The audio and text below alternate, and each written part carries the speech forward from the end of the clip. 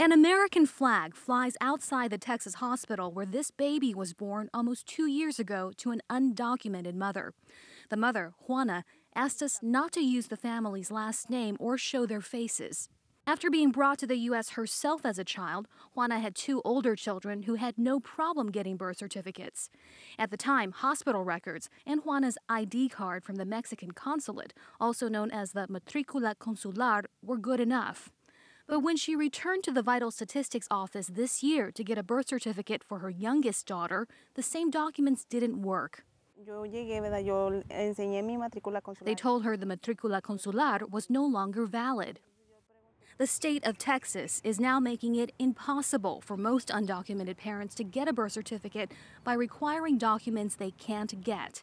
Documents like a driver's license, which the state refuses to issue to undocumented immigrants, or a foreign passport with a valid U.S. visa.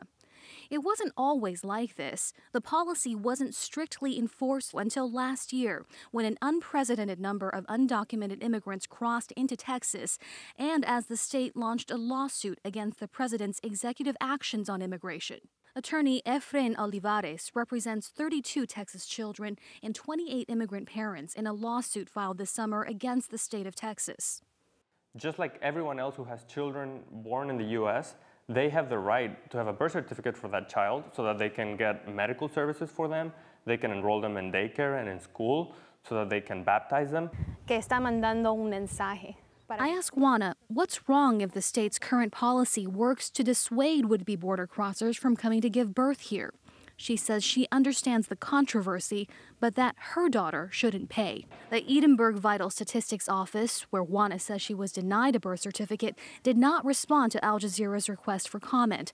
So we went in search of answers in person. Are you aware that most of the people who are trying to use a matrícula consular are undocumented immigrants who've had children born here and are U.S. citizens, and they're the ones that are now being denied the service? No, I am not aware of that. Basically, when an applicant comes, we just request the information that is required by the state. Texas has asked a federal judge to dismiss the lawsuit, arguing a state can't be sued without its own consent. The court is still considering whether to dismiss the case or allow it to move forward. Meanwhile, as the first day of school approaches, Juana's daughter may be denied enrollment in preschool, and the mother's desperation will grow. Heidi Zhou-Catsro, Al Jazeera, Edinburgh, Texas.